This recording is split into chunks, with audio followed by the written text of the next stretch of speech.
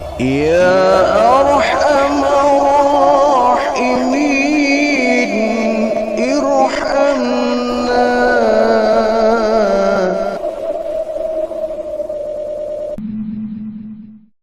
Wa an Abi Hurairah radhiyallahu anhu qala Rasulullah sallallahu alaihi wasallam kalimatani khafifatani 'alal lisani thaqilatani fil mizani habibatani ilar rahmani subhanallahi wa bihamdihi subhanallahul azim.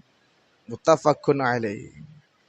Dari Abu Hurairah ia berkata bahwasanya Rasulullah sallallahu alaihi wasallam bersabda, ada dua kalimat yang ringan di lidah tetapi pahalanya berat di timbangan pada hari kiamat, dan dua kalimat ini sangat disukai oleh Allah Subhanahu wa taala. Ada dua kalimat yang sangat ringan diucapkan oleh lidah tetapi begitu berat timbangannya pada saat di hari kiamat nanti. Subhanallah. Jadi amal itu sebetulnya ada amal-amal yang memang berat dan juga bernilai berat pahalanya.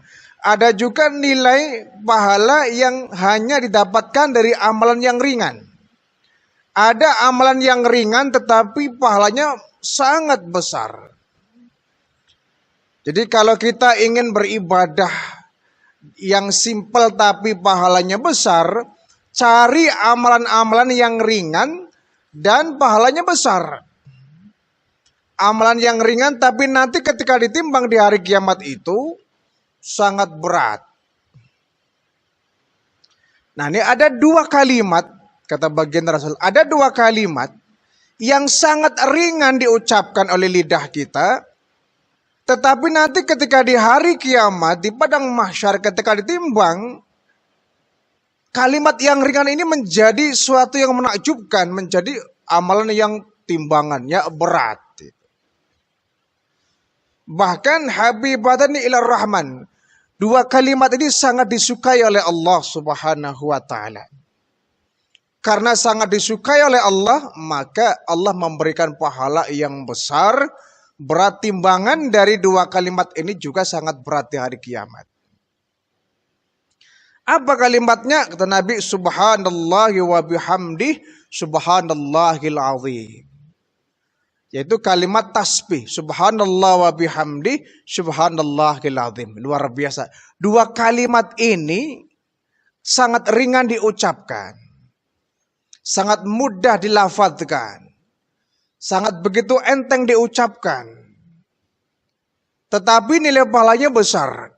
Tinggal kitanya mau atau tidak mengamalkannya. Ucapannya sangat remeh, subhanallah wa bihamdih subhanallahil azim. Bahkan ini kalimat ini sering kita baca ketika wirid. Ketika wirid, bahkan ketika kita tahlilan ya. Subhanallah wa bihamdih subhanallahil azim. Kalimat ini sangat ringan diucapkan.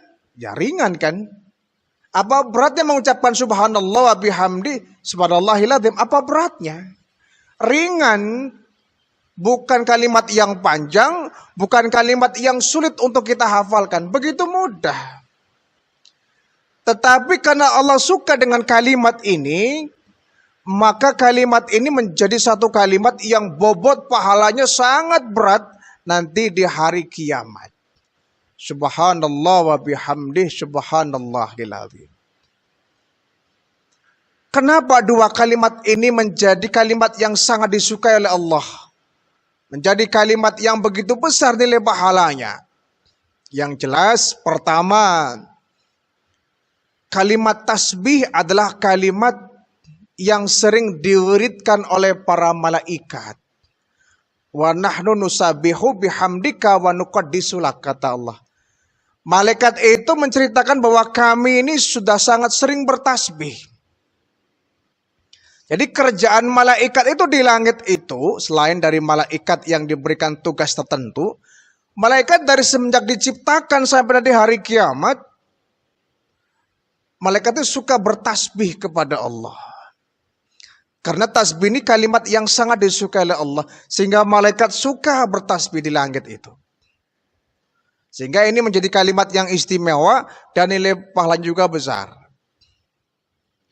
Yang kedua, tasbih ini kalimat yang menjadi ucapan, katakanlah penghambaan seorang hamba kepada Allah ya.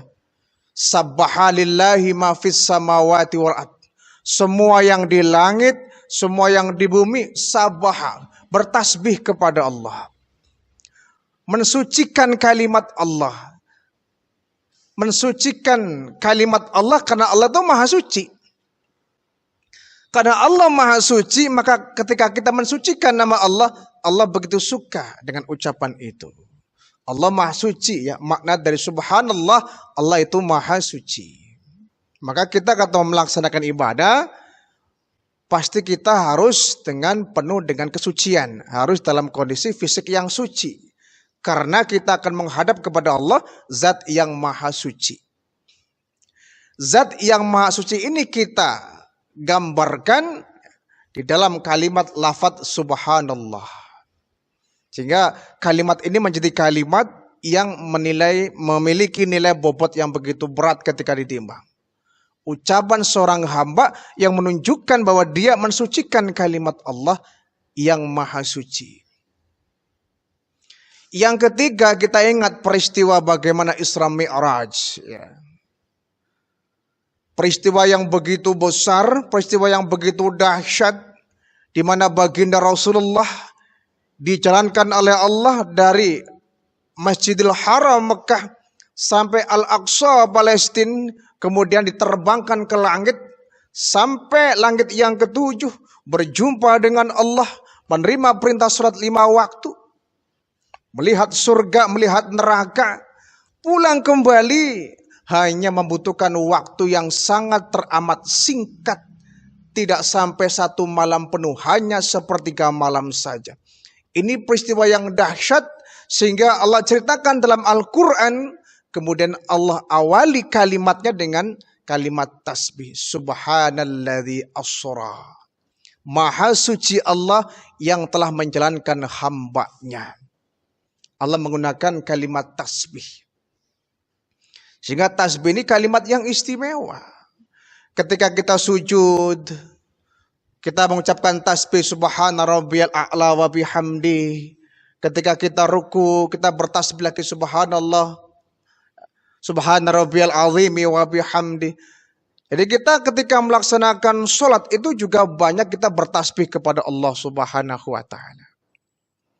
Sehingga kalau kita melafadzkan kalimat ini, ya, melanggengkan kalimat ini, maka ini akan menjadi sebuah amalan yang sangat begitu berat nilai pahalanya. Yaitu kita mensucikan Allah. Subhanallah wa bihamdi, subhanallahil azim. Maha suci Allah dengan memuji kepadanya, dan maha suci Allah dengan segala keagungannya. Kita ingin nanti di hari kiamat itu kan mendapatkan nilai pahala yang berat ya. Kita ingin nanti di padang mahsyar saat kita disidang oleh Allah, dihisab oleh Allah, kita ingin nilai pahala kita kan lebih berat daripada dosa kita ya. Karena fa'amma man sakulat mawazinuhu fahuwa fi 'isyatir radiyah. Barang siapa yang nanti di hari kiamat nilai amalnya lebih berat ya daripada dosanya, pahalanya lebih berat daripada dosanya, amal solehnya lebih berat dari amal dosanya, maka orang tersebut fahuwa fi 'isyatir radiyah, dia mendapatkan keridhaan Allah. Sebaliknya wa amma man khaffas mawazinuhu fa ummuhu hawiyah. Barang siapa yang amal dosanya lebih berat daripada amal pahalanya, maka orang seperti ini dia akan mendapatkan neraka hawiyah.